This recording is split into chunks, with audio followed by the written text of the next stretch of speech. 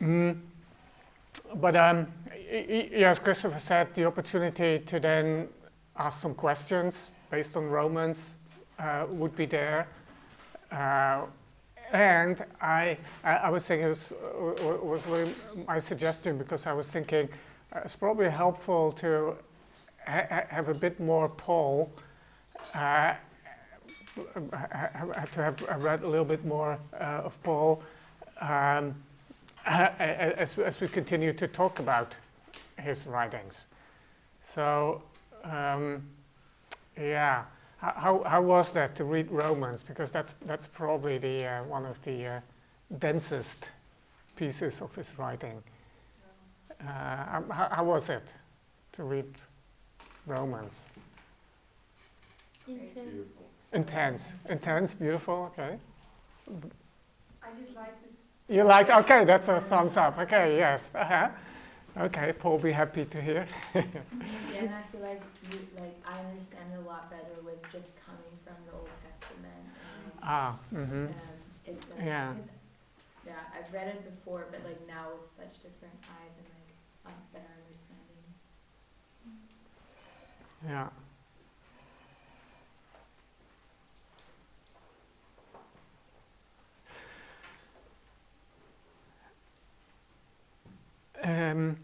I've been hesitating a bit about what to do this morning. If I should change my plan as well, since you've read Romans now, when we first look at Romans, I kind of feel maybe better to first do some more foundation and then look at Romans. It depends a bit. Did you come away with a lot of questions? Who would have a question now directly related to Romans? Okay, there's several. Maybe I should. Oh, I didn't bring anything to write, but maybe I should hear your questions and then decide how we go about it this morning. Ashley, you want to start? I guess it's kind of an overall question about like faith based on works and faith not based on works. Because I feel like it's like very back and forth, where it talks about like I guess like your faith isn't based on works, but then I feel like there are places where it says your faith is based on works, and that faith without works is like pointless. Yes. Yeah. There's a real tension there in the New Testament, and even within Paul. Okay, that's a good question. I jotted it down. Michelle? So when in Romans 13 verse 1 it says, "For all authority comes from God, and those in positions of authority have been placed there by God." Is it still relevant to this day? Because, or like, did God really place like Hitler, Stalin, and Putin where they are, or did he just allow it?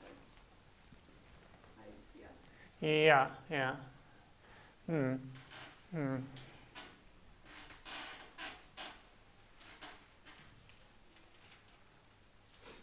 Okay, I totally get the question, the problem. I'll write it down too, because we'll see how we're doing time-wise, and try to fit it in at some point. Bex, I think? The same question. Okay. Yeah. Sam? I forgot where mine was. I'm still looking. Oh, okay. Yeah. Also, question maybe to what you said, Bex and Michelle. What about like leaders in church that are abusive or like do this kind of stuff, and then can we say that they are really appointed by God? Yeah. Also the leadership question, yeah.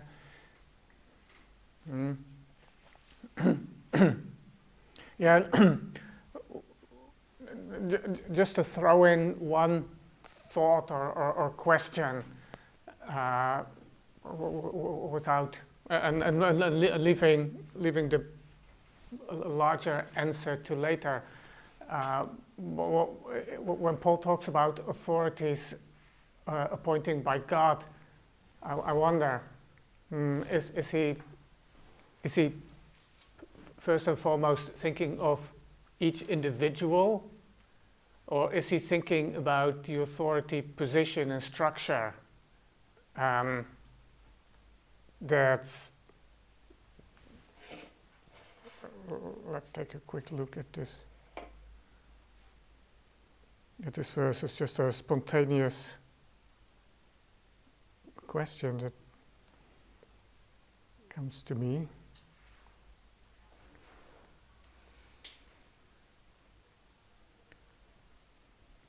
You know, even here in the ESV it says, whoever resists the authorities resists what God has appointed, not who God has appointed. It's not necessarily, there's a fine distinction here between, well, the office and the office bearer. So I think that's one thing to keep in mind.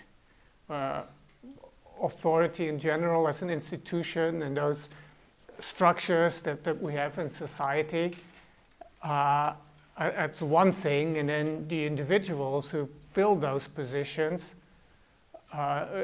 is another thing. So that's just one thing that opens up a little bit of room to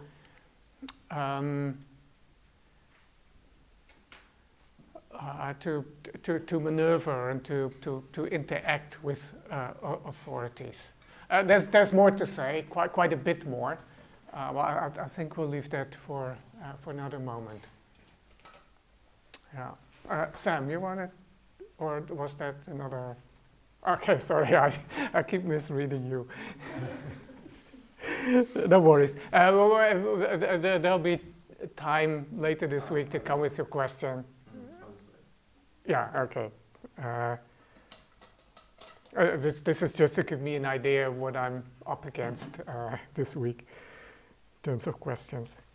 Yeah, but then I think it'll probably be best to take some more time for some foundational thinking. And I have to say, yesterday we looked at this, a bit of Paul's life, biography, a framework of time, both in terms of events, major events in his life, and years that we could pin on that, and then where his letters sort of fit in.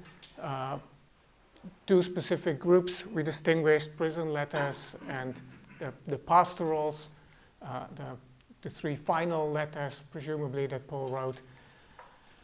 That's the easy bit. Now we come to the hard bit this morning and probably into tomorrow morning. Because I would like us to get into Paul's mind.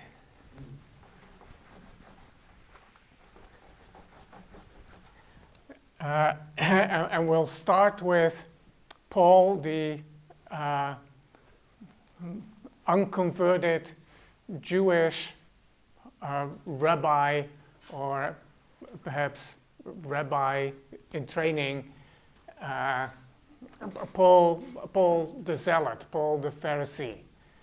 What did people like him believe?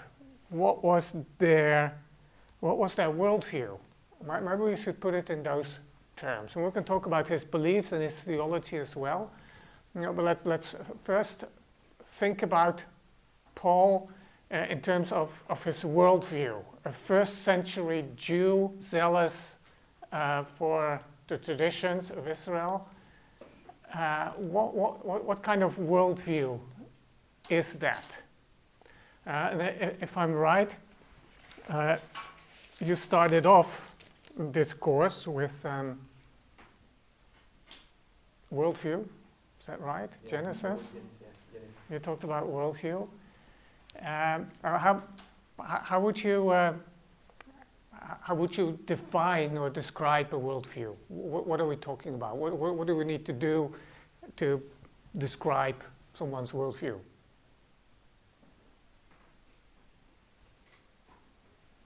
What do you mean, what would we need to do to describe something? Well, or more simply, what is a worldview? It's how we see the world and how like what we believe, what we think is true. It's like based on our culture where we live.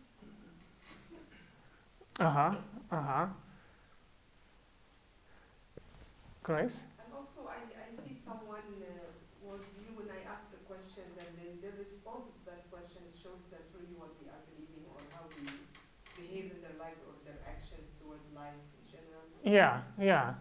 Yeah. So one way to think about worldview is in terms of question and answer. Some very basic questions. For instance, what questions would go into that? The view of humanity.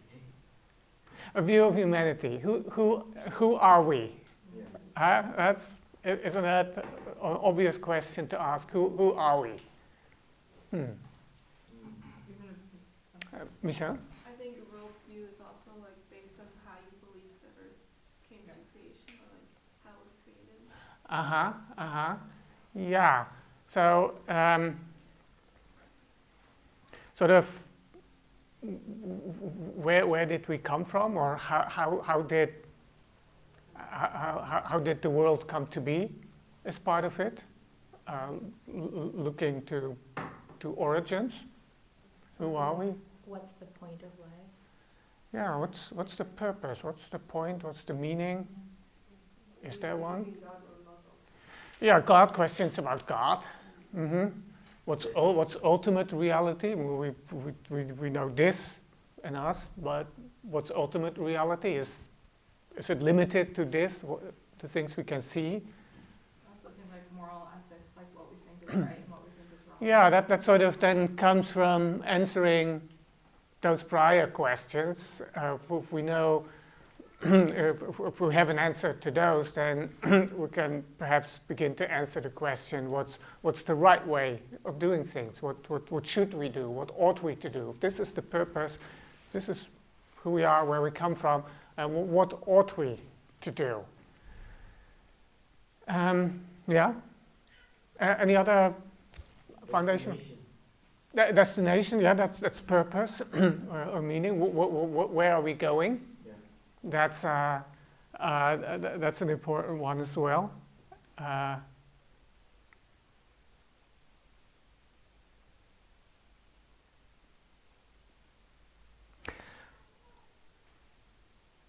I've tried two additional questions that I want to suggest because and that we're going to talk about most because we usually don't think of them.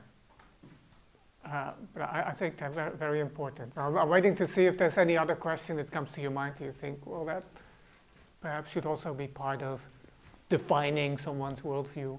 What happens after death? What's happened after death? Yeah, I think that, that's a more specific question related to destiny, purpose, where are we going, future. Where do we come from? Where are we going? What's the purpose, the destination? Then there's the question. Well, so death seems to be the end. Is it the end? Is there more? What comes after death? So obviously, worldview and theology give answers related to that. Paul would have said, and most Jews of his time, but not all, would have said resurrection, for instance. Future. Purpose of life? Purpose of life, I think we had that. Destiny, meaning, purpose, that whole... I think when we talk about purpose and future, that this is... There's something more, or there's something still ahead of us. then that also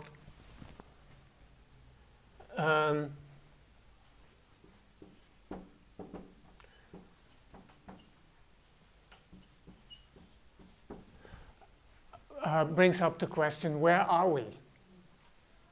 How far along are we? Are we close to that destination, or is it still far? Are we on a sidetrack, or are we just heading straight to it? And I think for Paul and other Jews in the first century, they probably would have said something like, well, we're actually very far. Our history has developed as foretold by the prophets and even already by Moses, very clearly exile, that's now behind us. And so we're very far. We've been waiting for a long time. We're this close. We're this close. There's just that final bang, that final chapter that's still missing. Our story, and by the way, I switched to talking about worldview in terms of story now, because it's very hard to be complete otherwise. I cannot really reduce a worldview to a set of questions and answers, but ultimately, worldview is more a story than anything else.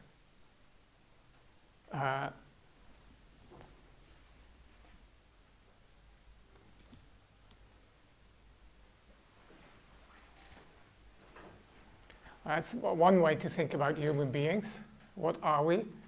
We're storytelling animals. That's one thing that distinguishes us from animals, that we tell stories.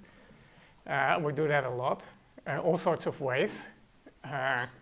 Already in the Stone Age, around the campfire, I suppose, people were telling stories.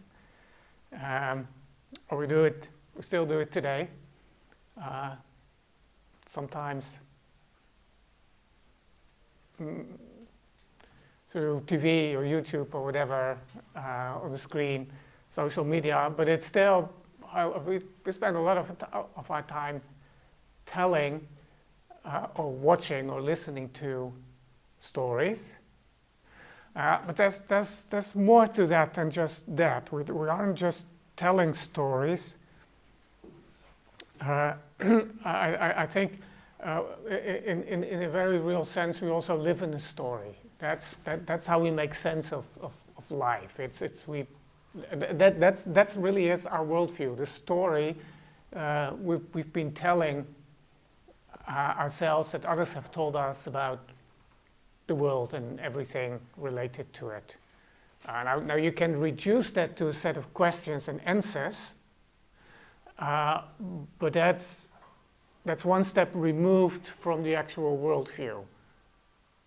You know, what the Bible gives us, Genesis and other books, in terms of worldview, is stories. The Bible is a storybook. It's not a book with questions and answers. Sure, there are some questions and answers, and implicitly there's a lot of questions and answers, but the form it has is for the most part not question and answer, but stories.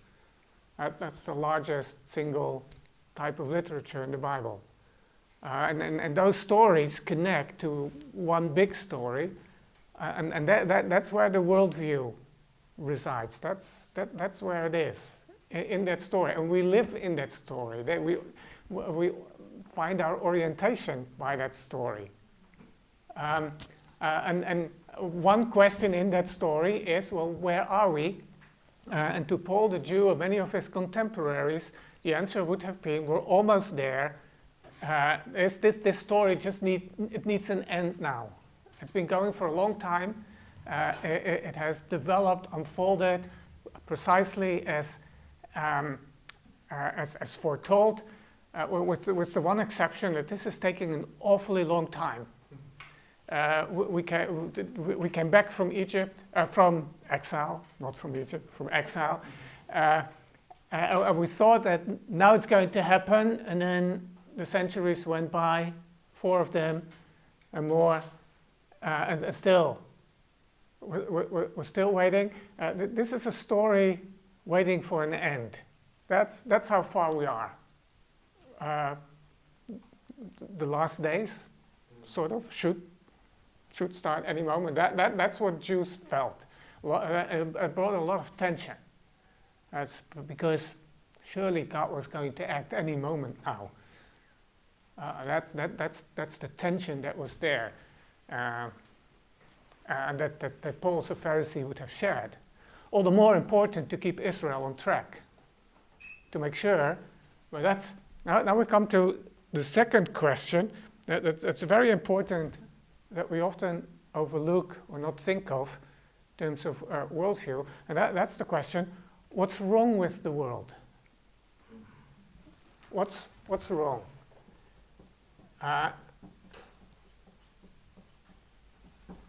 Because once we know that,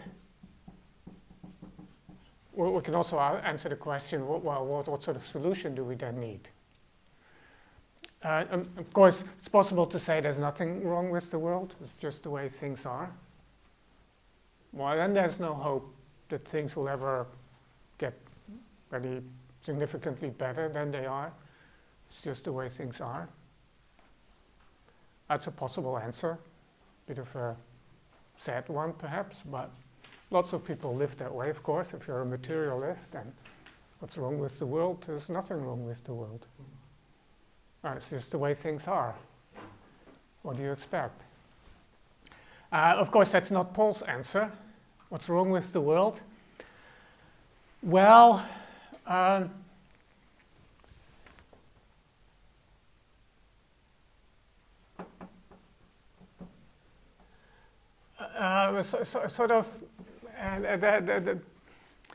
sort of two things, but one's much more important than the other. The smaller one is the unfaithfulness of Israel. At least some Israelites. In the past, many Israelites. But there is that problem. That's why Paul was so zealous to get those deceived Israelites back on track, away from this Jesus. That's one thing that's wrong. Israel's unfaithfulness. We're doing a lot better now, at least we Pharisees. There's room for improvement, we admit that, but we're on the right track. We're getting better. More importantly, what's wrong with the world or with our experience? Well, it's a different way to put it, but the oppression by Gentile nations or oppressive empire. That the Gentiles rule over us. That really shouldn't be. That these pagan, idol-worshipping world empires continue to rule over us. We had the Babylonians, we had the Persians, now we have the Romans. That's the problem. That's not the way the world should be. And the solution, therefore, is that God will arise and become king of the earth. That Yahweh will rule, and he will do this through his Messiah, through his anointed king, and then we'll have a world empire of Israel. That's the solution. We'll have a righteous king ruling over Israel and over the whole world. That's our destination. That's where we need to go. And then God's anointed king will reign as his representative forever and ever. That's our hope. That's the solution. We need a king who's anointed by God to deal with the Romans, overthrow the pagan empires, bring God's judgment on the nations so that they'll no longer oppress and persecute Israel, because that's the problem. The nations are a big part of that problem. And our own unfaithfulness, that's also a bit of a problem in second place. I think something like that would have been Paul's analysis of the situation of Israel in his days. And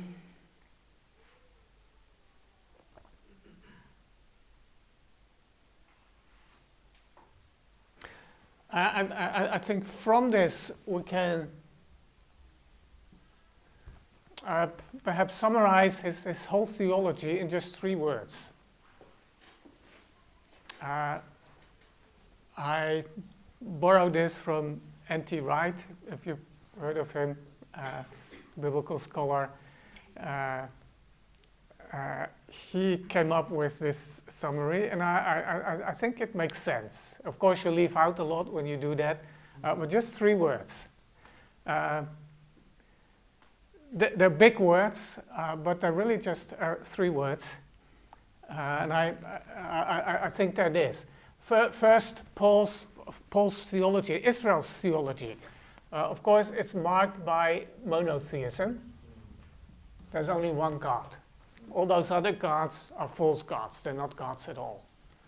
There's really only one God. And the destiny of the world is he will become king. He will indeed be the only God still acknowledged on earth. That's where we need to go. Second is election. What I mean with that is the election of Israel. Obviously, Paul and other Jews believed that Israel was God's chosen people. So they'd been elected by God already in Egypt way back. They were God's people. So election, Israel's special status in the world. They were the people of God. That was crucial cornerstone of pretty much every Jewish person in the world at that time, except for perhaps a few who were really had really left all connection to the faith of their forefathers. But for the most part, that's a major cornerstone. We are God's chosen people. And then, N.T. Wright puts it as eschatology. So everything related to the end, the very idea that there is an end. Do you know this word? Have you used it before? Okay, yeah, eschatology. So the end, there's an end, there's a purpose. And we could also say promise, there's a promise as yet unfulfilled. Or another theology word, salvation. That is, when we're talking about solution here, this is going somewhere, and where it's going is salvation. God has to do something to set this situation right. God has to make things right. That's what we're waiting for. And so, salvation. Notice that this is doesn't really look like our idea of salvation. So salvation, you always have to ask, salvation of what? We need to be saved. We need to be saved from what? And in this first century Jewish version, the answer is, from those nations. We need God to rescue us from those pagan nations who are oppressing us. And then restore the kingdom of Israel. That's salvation. There's a little bit more we can do, because there's these questions, the story that emerges now, the storyline of Israel's election. We have Israel's God, the only God, and Israel's election to be his people and the end, the promise that's there as yet unfulfilled. That's the story Paul and his contemporaries lived in, that they lived by. But there's a bit more. Worldview, this is all a bit invisible. Where does the worldview become visible? And so there are two other dimensions next to, questions and beliefs or story, two other dimensions that really help us to get a grip on someone's worldview. And those two are symbols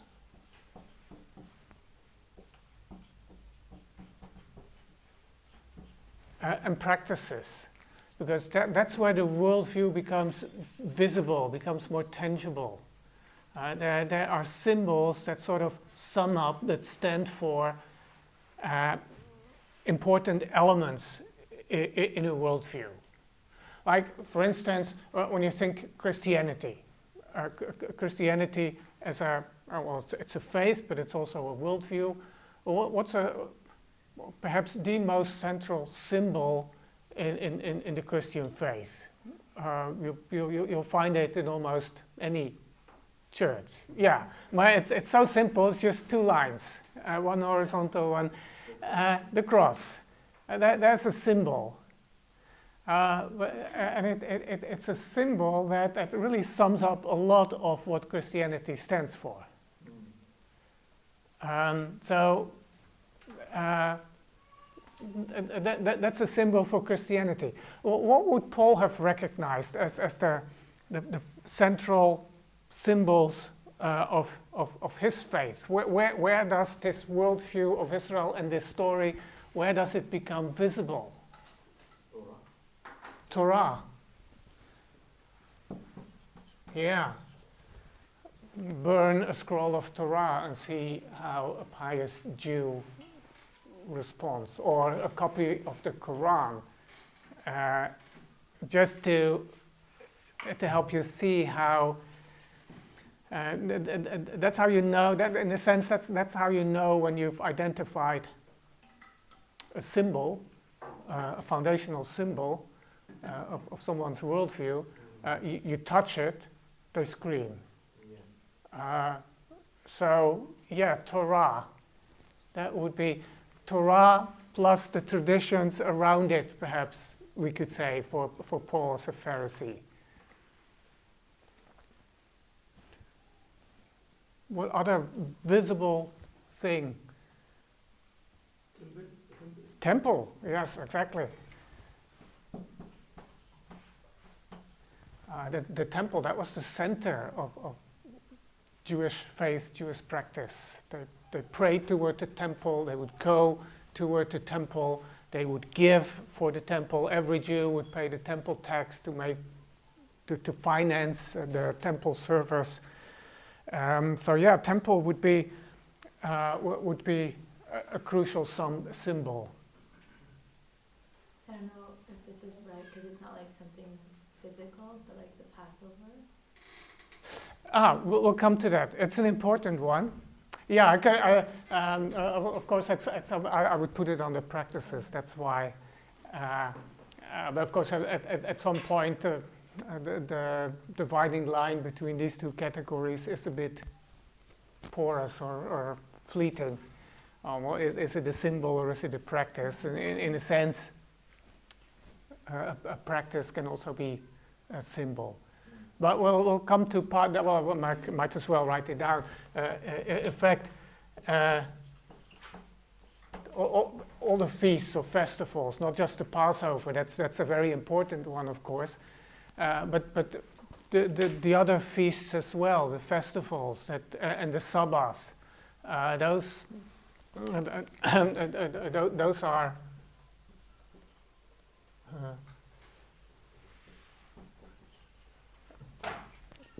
those are practices that express the worldview, that are intimately linked with it.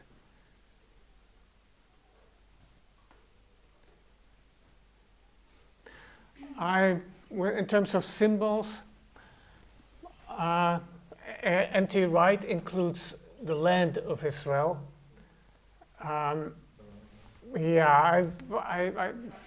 It's related with temple. It's like you have these circles. You have the temple, then you have Jerusalem, and then you have the land. All three are very important. I think in terms of I guess land is important. The land of Israel. That just like the temple was the center of the center. So land was important. And Israel as a nation, Israel itself, as God's people in the world, a royal priesthood. Israel itself was a crucial element here as well.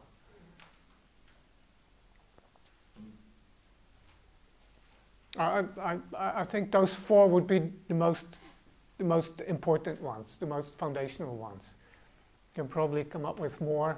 There's plenty of symbols, but these one I think are the top four. And then practices. Yeah, what else is there? Feasts, Sabbath.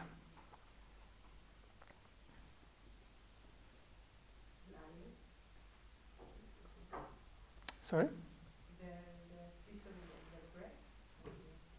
And all the Passover. Yeah. So,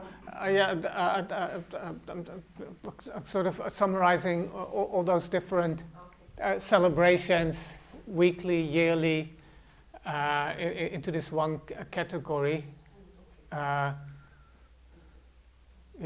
The various festivals, celebrations. Circumcision? Yeah, circumcision. I think here too I'm going to put a number of items like this, because circumcision, of course, is not the only one. If you think circumcision, probably quickly think of other practices from the law that are foundational practices that Israel does to maintain and to express its special status. So in a sense, the practice of Torah, because there's a whole list of elements here. In fact, you could say the feasts and the Sabbaths come under here. Circumcision certainly does. What about all the food laws and purity regulations? Don't touch a corpse, that sort of thing. If you do, you're unclean. So Israel's concerned to maintain ritual purity, even when they were living in the pagan world, in a pagan environment outside of the land of Israel. All these practices and more, all part of living Torah, and they sort of make Israel Israel, or at least they show who's Israel and who's not. If you keep the Sabbath, if you're circumcised, if you only eat kosher foods, then probably you're a Jew. If you don't do those things, well, becomes more and more dubious depending on your ancestry, but either you're an unfaithful Jew or you're not a Jew at all. You're out, you're outside. Pastor? What about the covenant? Where we can put the covenant? Is the covenant the foundation of the four things? Torah and the temple and the land and Israel? I think I put the covenant here. It's the formalization, it's the formal form that is given to Israel's election. That seals it. And it seals the promise. Both God's covenant with Abraham formalizes the promise, and then God's covenant with Israel at Mount Sinai that seals the special relationship between God and Israel. And of course, then when Israel breaks the covenant, when Israel doesn't keep Torah, they go into exile, they lose the land. But because God is God and faithful, he renews the covenant. He brings them back and continues. I think that's the covenant goes together with election. Israel as God's people. I think land also, because the covenant is like a big frame. Yes. Include land and the Torah itself, because Torah is part of the covenant. Yes. Yeah. Land is part of the covenant. That's part of God's side in the covenant. So yes, it goes here as well. I put it here because it's also visible, which covenant is not. So when we talk about symbols, we talk about visible, tangible things that like the symbol of a cross or a Bible in Christianity. We have something visible. And that's why I think land functions as a symbol as well. It's in both categories. Anything else we should include? Oh, well, perhaps all the temple ritual. Again, these categories are not very sharp. Temple rituals are part of Torah practice as well. But here I'm particularly thinking of those practices that Jews could do anywhere. And of course, the temple rituals could only be done in Jerusalem. So for most Jews, most of the time, they weren't quite so important. But for the Jewish faith as a whole, they were essential. So these are some of the things the Jews did that expressed their worldview, that enabled them to live it and to reiterate that this is what they stood for, this is what they believed, this is what they lived.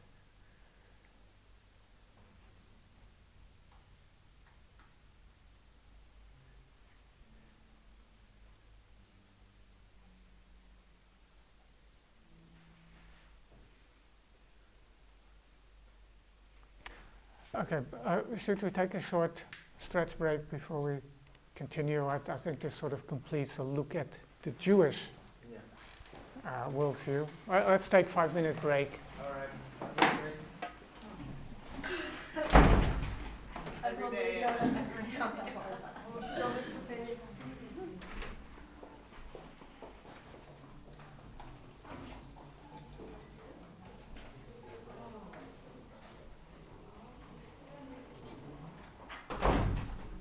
You want some coffee, Wilrens? No, thanks. I had enough.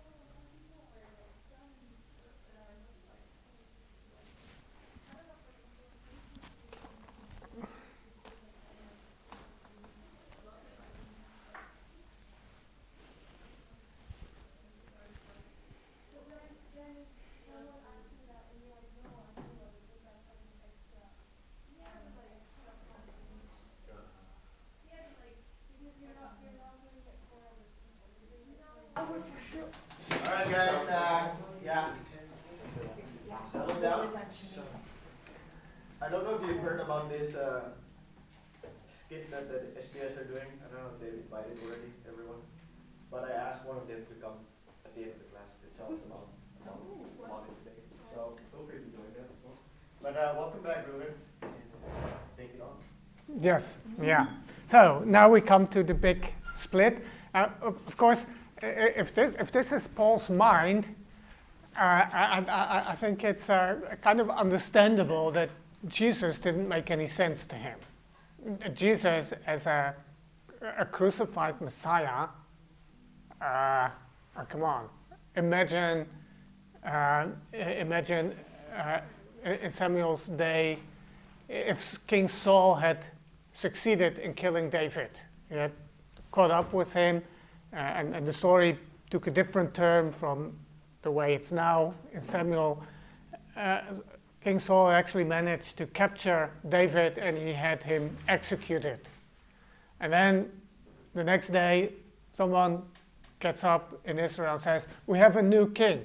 His name is David. Doesn't make any sense, does it? And then throw in the bit about resurrection. Yeah, I know he was killed, but he's alive. It's like, come on, this makes no sense. To have a crucified Messiah just completely is nonsensical, because the Messiah is supposed to be the anointed king who will rule, not die on a cross. So it's quite understandable that this made no sense to Paul the Pharisee. But then, on the road to Damascus, encountering the living Jesus, who hadn't just come back to life, but who was actually seated on, located in heaven, seated at God's right hand, who had indeed been made not just King of Israel, but King of the world,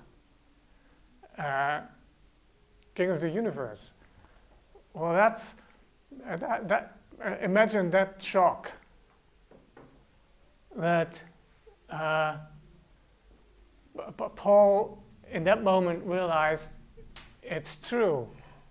What those Christians, well, they weren't Christians yet, what those people, those Jesus followers are saying is true. Yes, he was killed and crucified.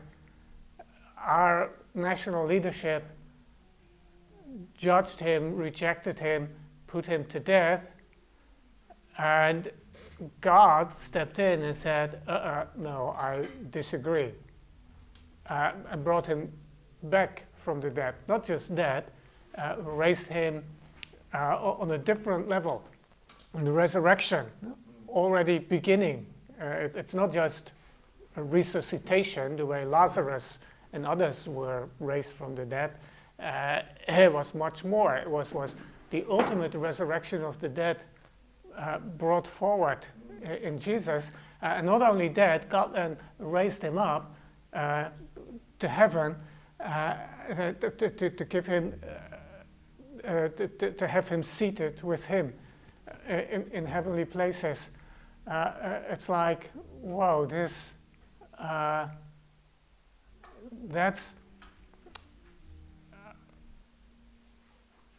was the shock that came with that encounter. Paul knowing, realizing it's true after all.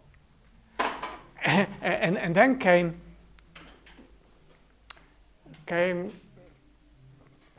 the enormous challenge of facing this reality,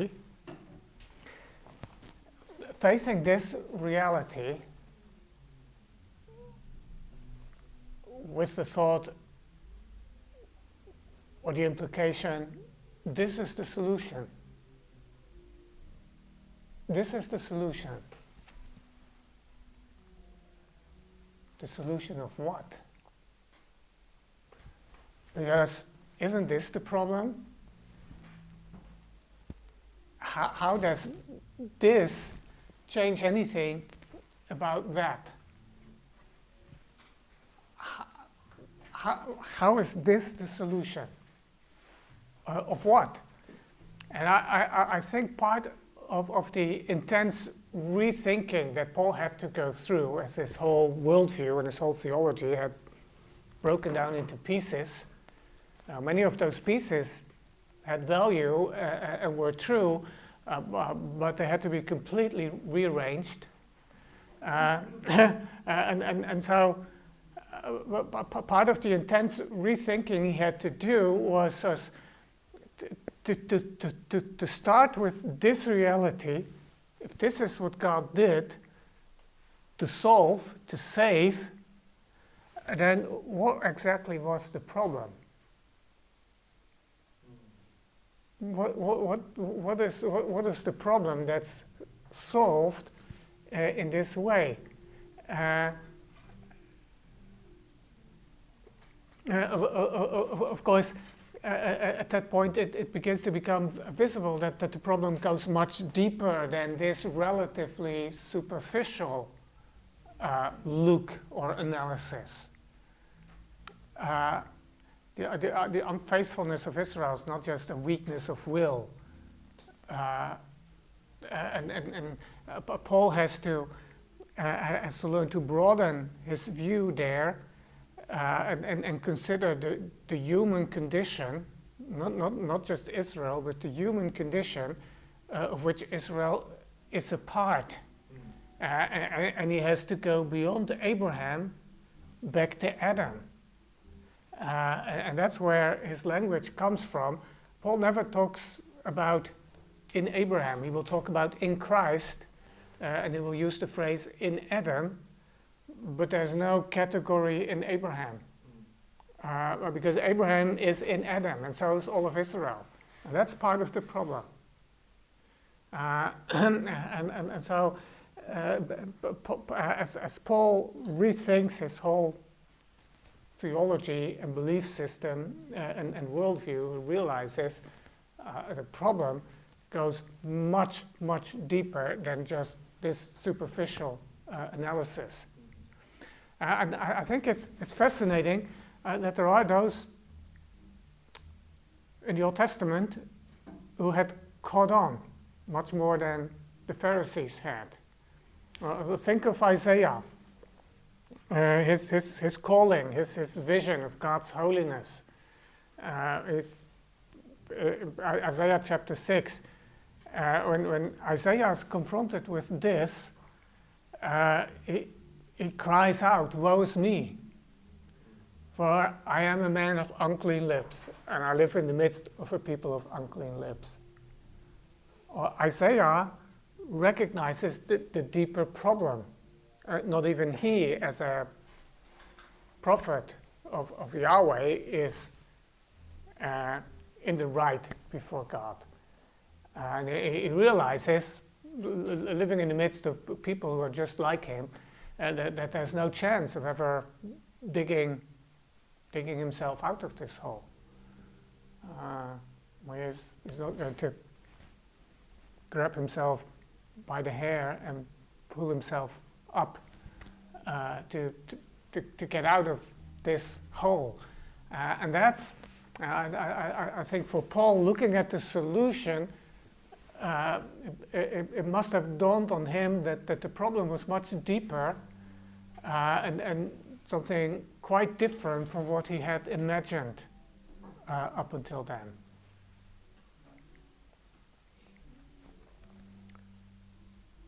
And that evil isn't just out there, the pagan nations. That's where the evil is. Well, yeah, there's evil there, but much more of the evil was on the inside, was within Israel, was within Paul himself, than he had imagined.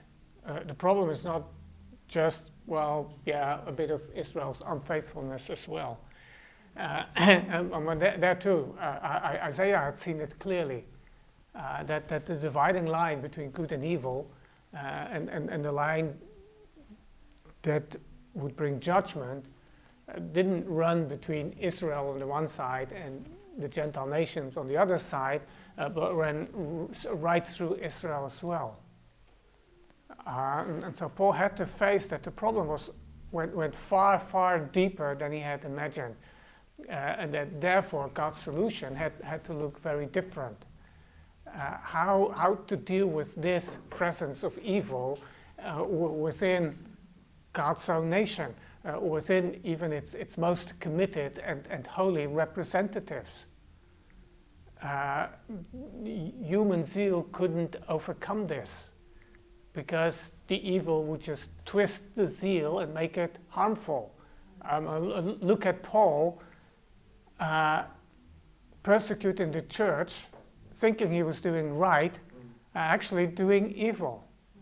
I mean, he totally had it wrong. However sincere he may have been in this, but he was totally wrong, and was part of evil himself. He was actually doing what was evil, and he thought he was doing the right. That's the human condition.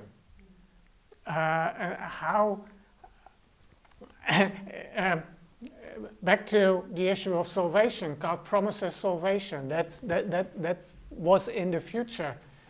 The question is, salvation from what? Obviously not so much from those other nations. That's not a big deal for God to deal with empires and the like. Whereas he can do that easily. But salvation from what?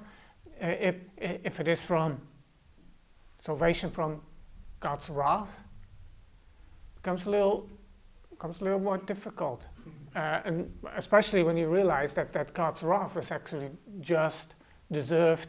I mean, how can God deal differently with people who make themselves guilty, who take the side of evil, who become destroyers of the earth, and of people, and of life,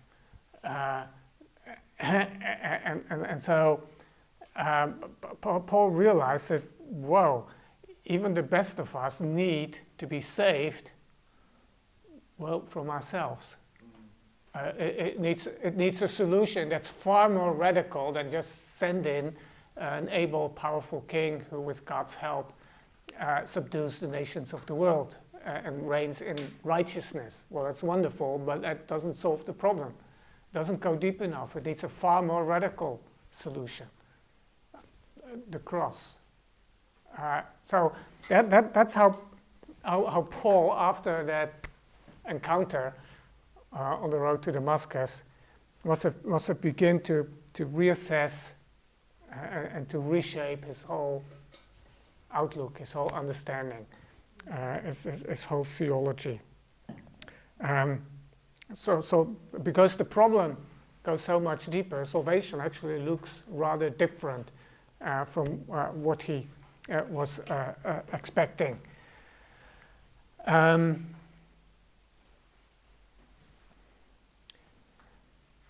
So what's wrong? Obviously, things are far more wrong than this.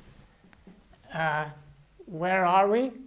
Well, that's another twist that happens here. I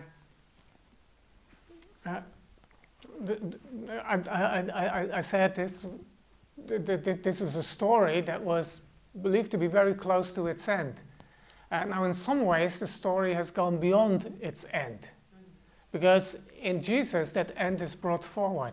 Resurrection has happened for that one person, and so, in a sense, the end, well, it's an already, and is still to come, a very unexpected mixture. Well, that's what you call the twist in the story that no one saw coming. I don't know if you've read books or watched movies like that, where at some point there's just a twist in the story, a turn we say, whoa, didn't see that coming. Totally changes the whole perspective on the situation. That's what's happened here. Well, and no one saw this twist coming. With Jesus, in some ways, the end is there. But it's this two-phase. Everyone was expecting the final bang. Then it turns out that there's two final bangs. One's the cross and the resurrection, and the other is still to come. This surprise turn where God's rule is there. It's been set up, inaugurated. Jesus is ruling from heaven, but not yet visibly.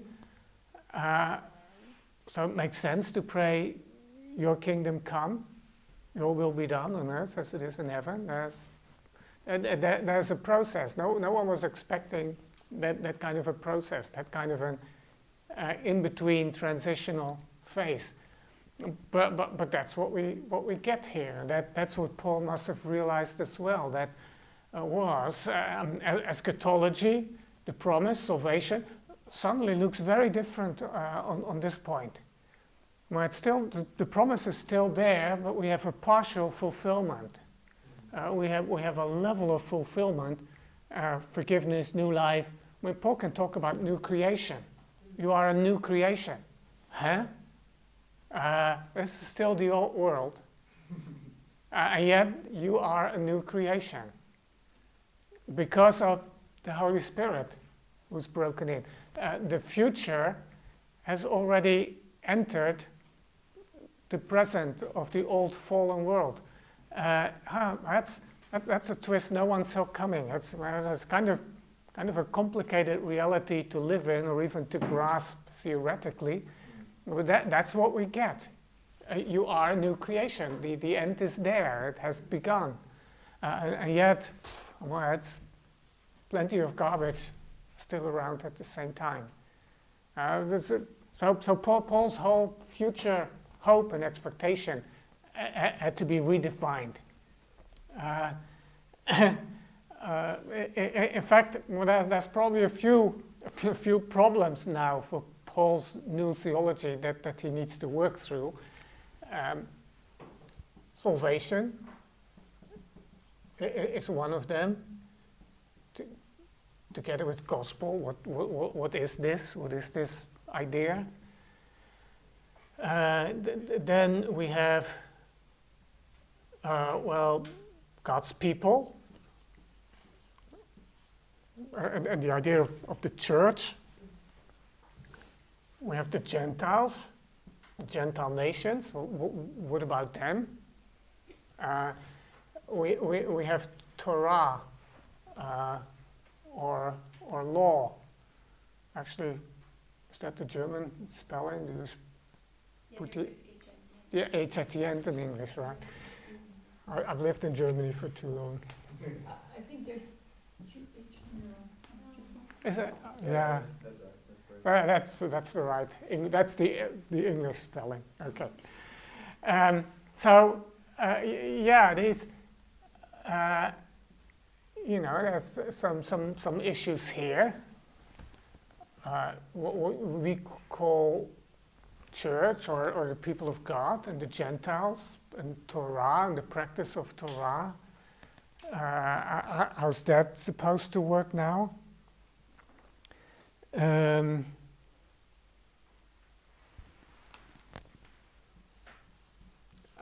the person of Jesus, who is he? What is he?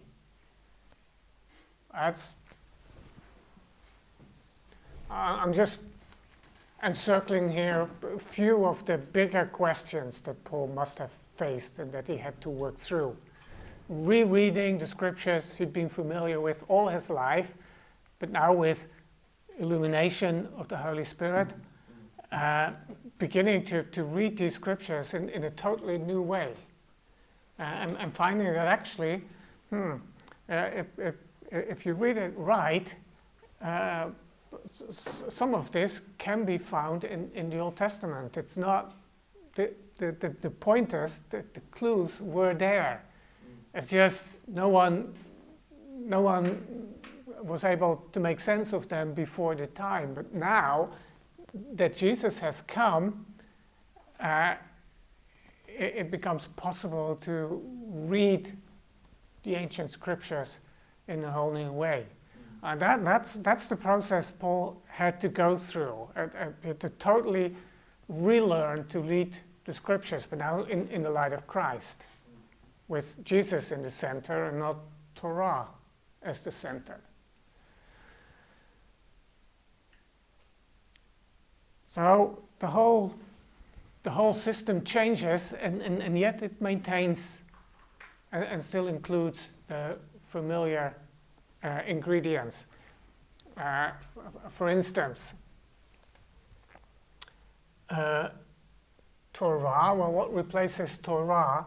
Well, on the one hand, Jesus, because Jesus is the center and the foundation. But then perhaps we could also see the word. Could also say the word. You know, because as the Jews have their scriptures, well, the Bible, our scriptures. That's not too different, is it? But Jesus takes first place, not the Bible. The Bible is central because it points to Christ, and so it's crucial. But Jesus is the center. Temple. Do we have a temple?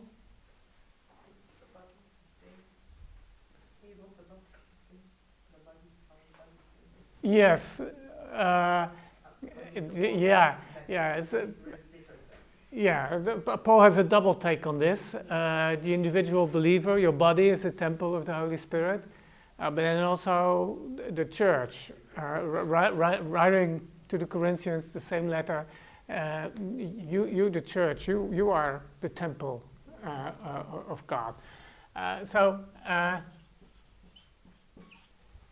In a very real sense, the church replaces the temple. That's because where's God's presence?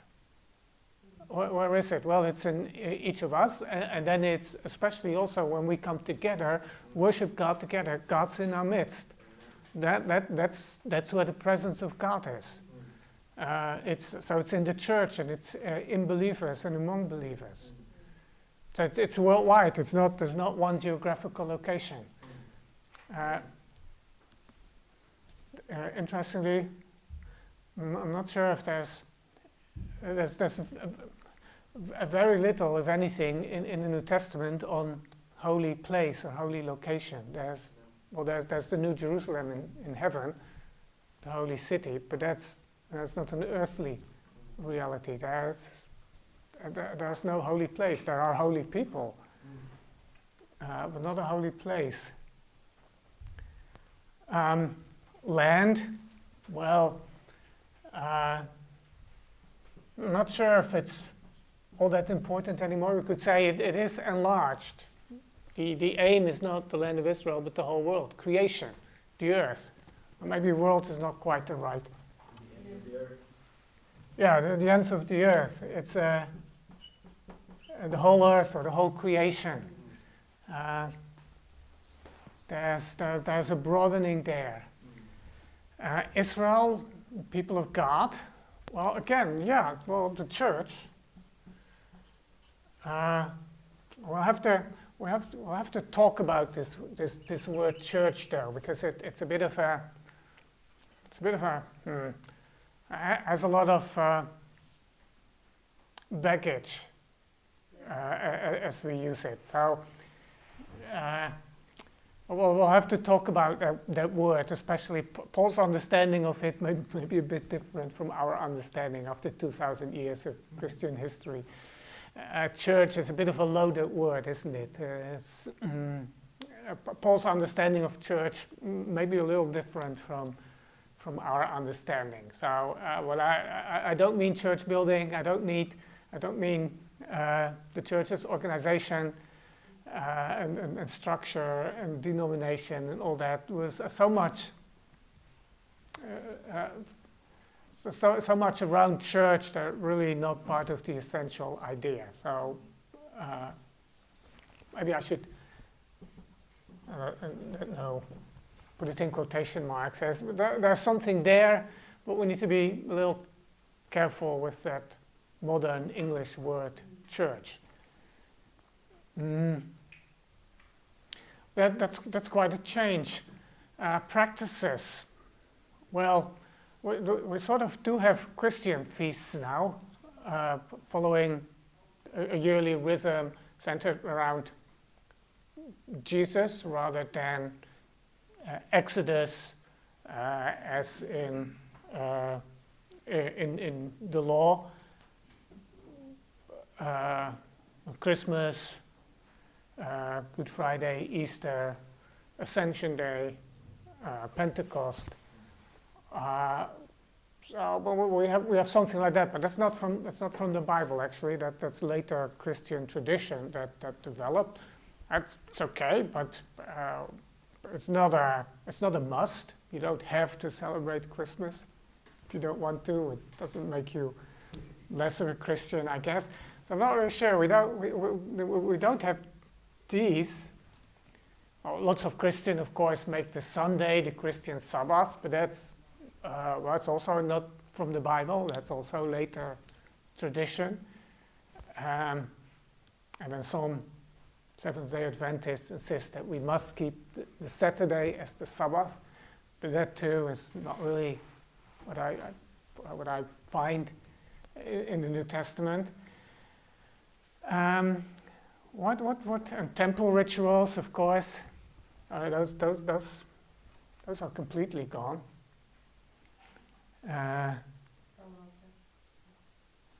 Torah practice. What do we have? Do we have anything? Communion. We have communion and baptism. Well, that's at least two visible things. So we have. Okay, I'll use the theological word sacraments. We have the sacraments, communion and baptism.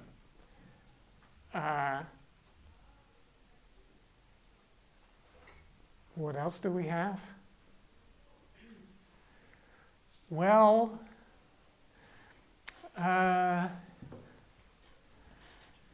we don't quite have this, but here's what Paul argues for throughout, because it's not like it doesn't matter what we do.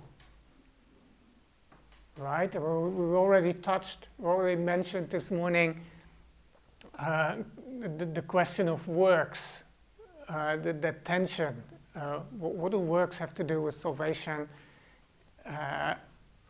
There's still something there. It's not you just have to believe this or that, and then you're set. Nothing more to do, nothing more to say after that. Just do whatever. That's not the answer that Paul came up with in rethinking this. What was his answer? Well, there's a lot to it, but Paul obviously has practical instruction to give to churches. But I think to summarize it in one word would be holiness or sanctification, which in English looks like two very different words, but the root in Hebrew and Greek, actually most languages, this is a peculiarity of English, it's the same, holiness and sanctification. Sanctification simply means the process of becoming holy or making something or someone holy. So it's the process toward holiness, and holy and holy and sanctus, sanctification, sanctus from Latin means exactly the same thing, which is a bit unfortunate. In English it looks like two totally different word groups, but they're actually belong to the same word group.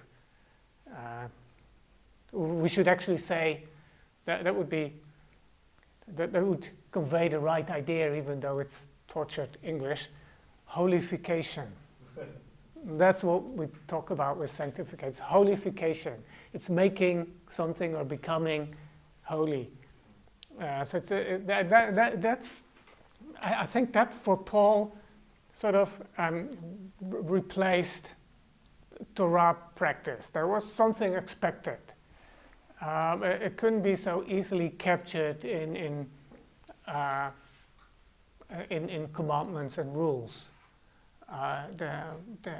Yes, there was a life to live and a right way to live it that couldn't be so easily put into a formula. It was more complex than that. It was a life in the Spirit, life led by the Spirit. So that's a little less defined, a little more challenging in some ways, because you didn't always know ahead of time what would be the right thing to do. So it's a bit more challenging. But I think these two practices are still there. But now there's something to notice about this, because a lot of this is not very visible anymore, is it? Now, at least the temple in Jerusalem, no, that was a building of stone. You could see it, you could touch it. Right, to say, well, yeah, the church is the temple of God. Well, yeah, it's true, but it's not. You all look like normal people to me. It's not. If I meet you on the street, I wouldn't immediately recognize. Oh, here goes the temple of God. That's a bit of a strange idea, anyway. You know what I mean? But Jesus, holiness, how visible is that? Yeah, Jesus is a concrete living person still, but he's in heaven, we don't see him. Holiness, yeah, holiness will show, but it's not as concrete as circumcision and I don't eat that because it's unclean. Those are very clear signals, very clear boundary markers. I'm a Jew. I don't touch that. I don't eat that. It's Sabbath, so I don't do this activity. That's very concrete. But something like love, well, that looks different in different situations. It's not very. Yeah, it's visible, but you wouldn't recognize it so easily as that's what it is, holiness lived out. Which is why Romans were initially quite puzzled by this new movement and perhaps didn't even recognize it as a religion or a faith, because these Christians didn't do any of the things religious people did. Where's their sacrifice? Where's their temple? Where's their priesthood? They didn't. And where are their gods? Well, they don't have any gods, well, except one. But then he's not visible. They have no statue of him. This is really strange. Are they atheists? Well, it's really the early Christians at times were accused of being atheists, because they didn't have a God. They talked about a God, but they didn't have one. Show me. Where's his statue? Well, this was a very strange movement. But because of this, because so much of this is not visible, it becomes all the more important to have the ideas right. And perhaps in part it explains why this earlier phase of the Old Covenant was necessary because it's more visible, it's more concrete. At least there's something there in the past as a model that was more concrete, more tangible, that helps us to understand.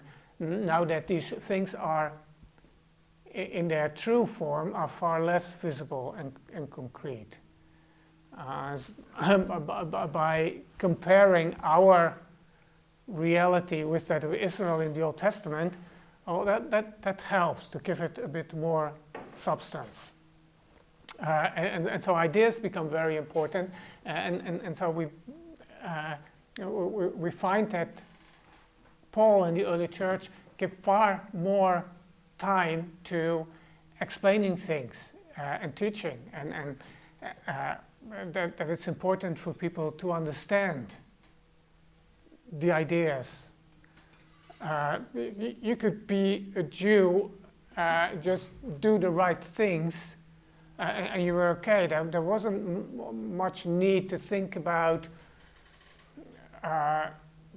more in detail about the nature of the world and God's nature and so forth. So there's not a whole lot of theology in Paul's original. Well, there are some, of course. Israel is God's chosen people. That's a theological statement. But you didn't need a lot more than that to be a good Jew. Practice was decisive. But to be a good Christian, you did need understanding because it's also invisible. And so this needs to be explained. Jesus, church, salvation, the promise. How does it all fit together? And Paul had spent years putting the pieces back together, so he had something to share after this. That was part of his preparation, to be, in a sense, the one who would be able to explain Jesus based on the old, explain the new. Election, how did it change? Where do the Gentiles fit in? That needs to be understood. Misunderstand it, and you run into the exact confrontation we find in Acts 15. Do the Gentiles have to be circumcised or not? Well, that has everything to do with understanding this correctly. What is the basis of election? Who's in? Is it only those who are circumcised? Or is there room for a broader understanding of election? Is election in Christ has nothing to do with whether you're circumcised or not. It doesn't matter. Either way, you can be part of this group. And monotheism, and maybe that's,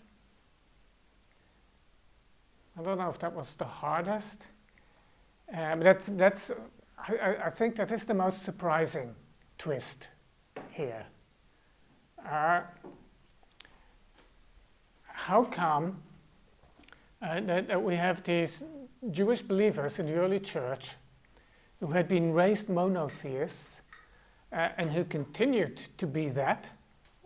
They would still confess that there is only one God, and yet at the same time they were worshipping Jesus. Well, if you worship him, then you're implicitly making the statement, he is God. Because only God is worthy of worship. And so how is this possible? Now, there used to be the theological fashion to argue that this was so unthinkable that therefore this idea that Jesus is divine was a later development. Surely the early church, the Jewish church, couldn't have believed that. And that is a later development.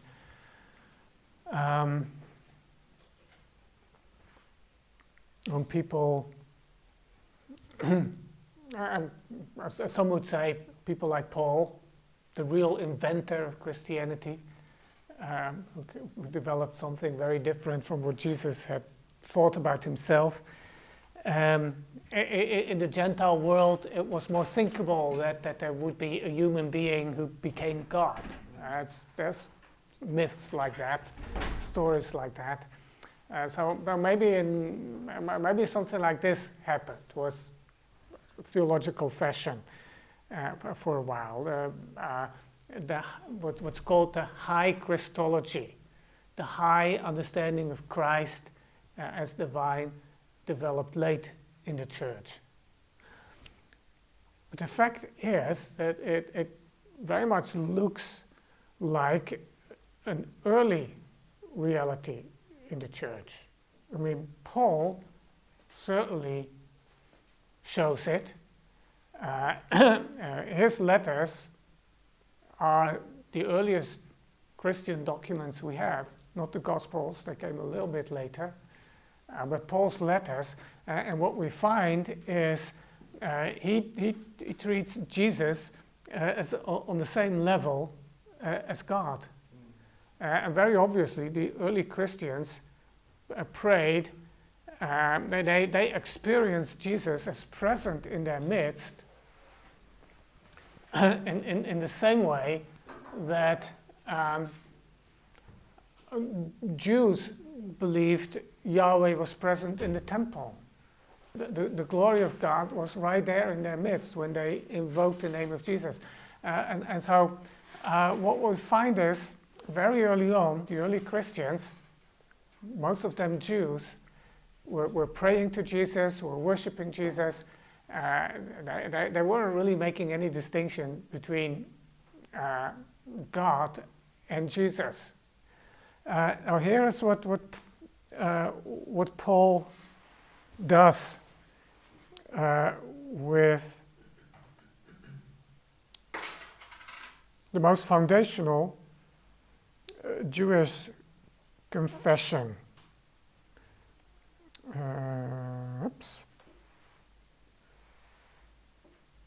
Deuteronomy 6. Where is it? Here, Deuteronomy 6, verse 4. Even today, every Jew, every believing Jew will still pray this prayer, make this confession daily. Hear, O Israel, the Lord our God, the Lord is one. The Lord, notice the capital letters, stands for Yahweh, the divine name. Hear, O Israel, Yahweh our God, Yahweh is one. And then what follows from this, the implication it has, you shall love the Lord your God. And that's the Jewish confession. This is what Paul does with it.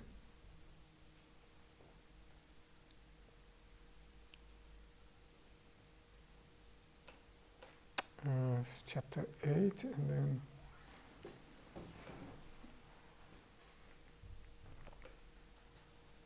no, that's wrong. 1 Corinthians. 1 Corinthians chapter 8, when the discussion is about other gods, food offered to idols,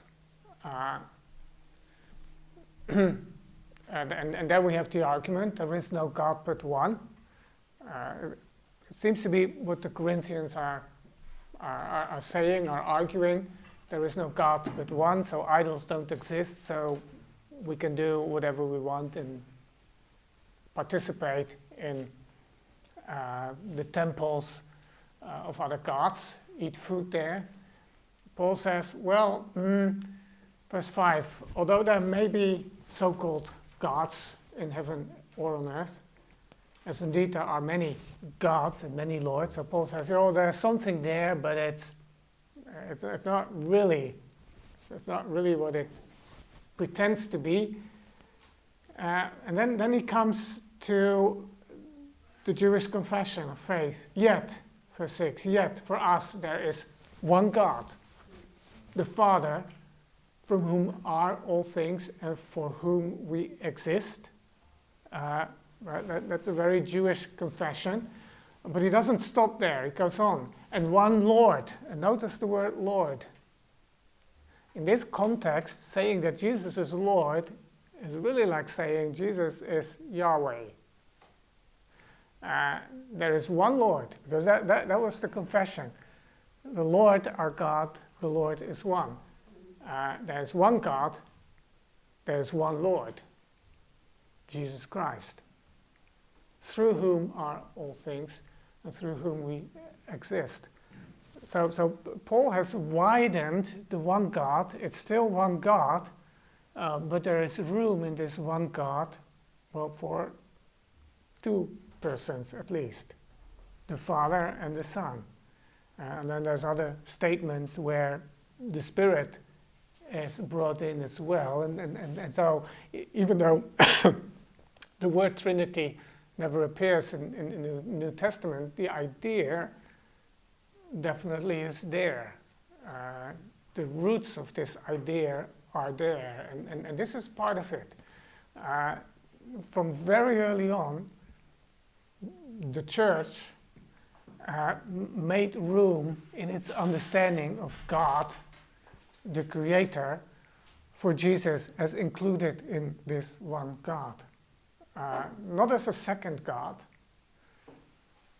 It's not at all like there were two gods. There was only one God, and yet in this one God there was room for Jesus and the Holy Spirit as persons who were also God. So that's where the church confessed and spoke this mystery before it ever started to consciously think about it and try to understand this. That was just the reality of Jesus in their midst. Here he was. Jesus had done what the Old Testament said Yahweh would do. Because after all, it's part of the prophetic promise was that God would return to his nation and he would take up residence in his temple once again.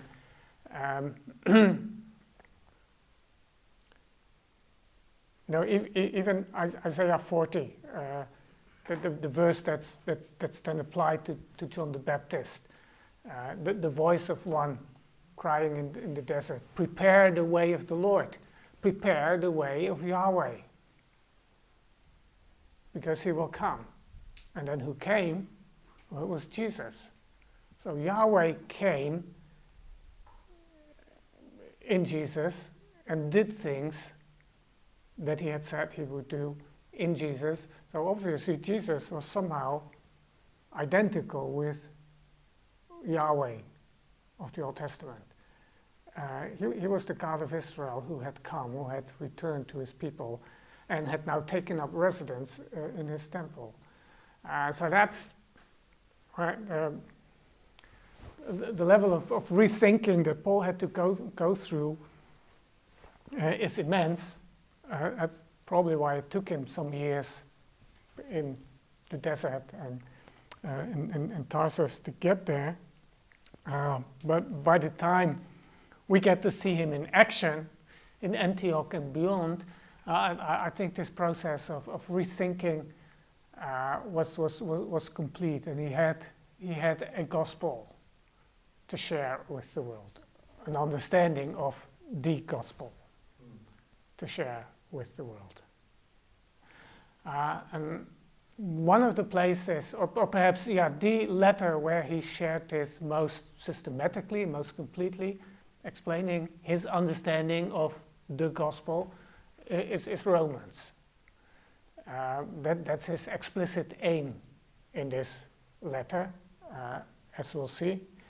And in order to explain the gospel, also some of these questions need to be answered on the go. And that's why Romans is probably the best point to start in trying to understand Paul's understanding, Paul's overall solution, because that's where he put it down in writing in the most systematic way. So I think there is some reason to give prime of place to Romans when it comes to Paul's thinking, and so that's what we'll do. Try to see now that we have this foundation. Try to see how Paul works this out in Romans and how he answers some of these questions that now that emerged once he put Jesus in the center and the cross. Maybe I should add that here as a Christian symbol. Put Jesus and the cross in the center. Now, what does that mean?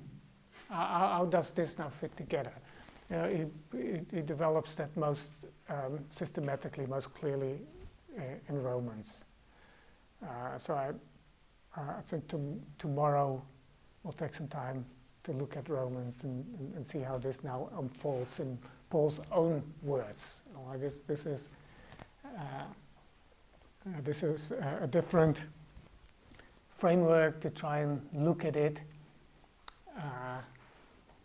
In Romans, we get Paul's own words on how he works through this. So I think we'll stop here with a word of prayer, so we have time for the promotion that's coming, right?